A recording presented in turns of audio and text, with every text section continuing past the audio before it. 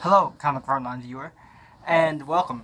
Your mission, should you choose to accept it, is to watch this review of Mission Impossible Rogue Nation, hit the like button, and leave a comment down below. And fair warning, if you don't have high enough clearance to hear the sensitive information I will disclose later on in this review, because you haven't seen the film yet, I advise you to go back, go see the film, and come back later. And we'll discuss the review, or we'll discuss the movie in more detail then. But for now, let's go ahead and get into the spoiler-free section. What did I think about this movie? Well, guys, I really enjoyed it. I'm a big fan of the Mission Impossible franchise. I've grown up with all the movies, and for the most part, I really enjoy the franchise. You know, 1 was my favorite, and it still is my favorite. 2 was a bit of a rough spot. 3, they were getting more back on track, and Ghost Protocol was freaking amazing. Now, what did I think about this movie overall? Really enjoyed it. It combined some of my favorite elements from the first movie along with the elements from Ghost Protocol, and it's an almost seamless combination. Now, the elements from Ghost Protocol that I really liked were, of course, the team dynamics. It's a team spy movie once again, and they bring back Jeremy Renner's character, Agent Brandt. They bring back Simon Pegg's character, Benji, and, of course, they bring back the one mainstay of the MI franchise other than Tom Cruise, Ving Rhames' character, Luther, and he thankfully has a bigger role than he's had in the past 2 Mission Impossible films. So that's awesome.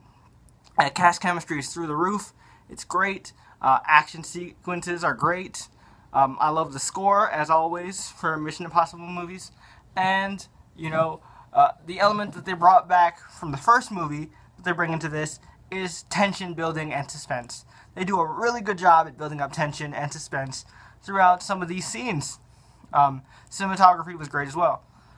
And, you know, it was really cool. The only real flaw of Ghost Protocol was its villain, and you know how its villain was weak. Really weak. Thankfully, this movie corrected that, and where the villain may have a bit of a one-note motivation and reasoning, he at least had the strong presence of an opposing villain, where, you know, you really think this dude can take down Ethan Hunt, and you're kind of worried for Ethan, because this guy has him at every turn, it seems like. However, this follows a standard MI formula, so you know pretty much how this is going to go down, which is a positive and a negative at the same time. If you like the MI movies, you're not gonna mind it as much. But if you don't like it, 1, I don't know why you're watching this movie, and 2, yeah, you're probably not gonna like it. But you know, the standard formula is, of course, opening action sequence, first confrontation between Ethan Hunt and the bad guy.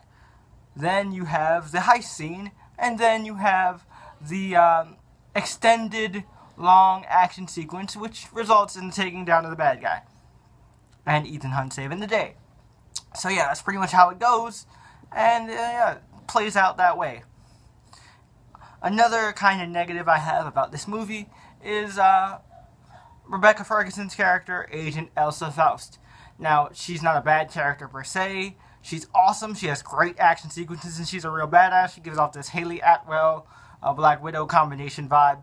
However, like most action movie female characters, she's just a badass. There's not much more to her. Yeah, she was played by her agency and things like that, but we've seen that a million times. So, not her character's fault, but wish it could have been a little stronger. More girl power, all that good stuff. But yeah, other than that, that's pretty much the spoiler-free section of this review. I highly recommend you guys go see it if you just want a fun summer blockbuster action flick. If you enjoyed any of the Mission Impossible films, or all of them, then you're going to enjoy this one a lot.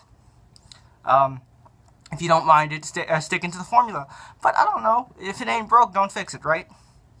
So yeah, that's pretty much the spoiler-free review.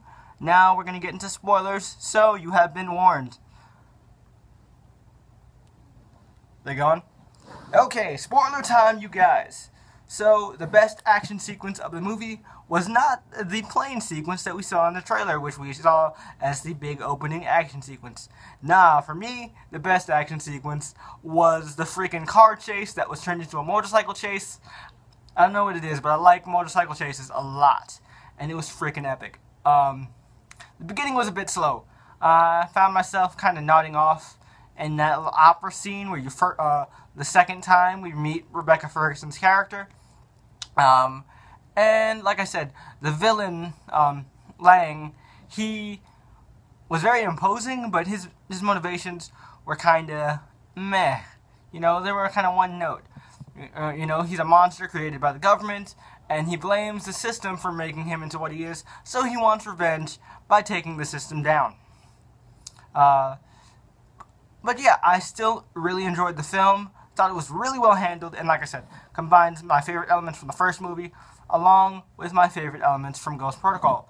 So in that regard, I really enjoyed it. Like I said, I gave it a 4.25 out of 5 stars. Highly recommend you guys go see it. And I hope you guys enjoyed this review. As always, don't forget to leave. Warning: if you don't hit the like button or start typing a comment with your thoughts about the film and your favorite Mission Impossible and the name of your favorite Mission Impossible movie in the franchise in the comments below, this video will self-destruct. Well, hope you guys are doing it. Because once I stop the recording, the countdown begins. Peace.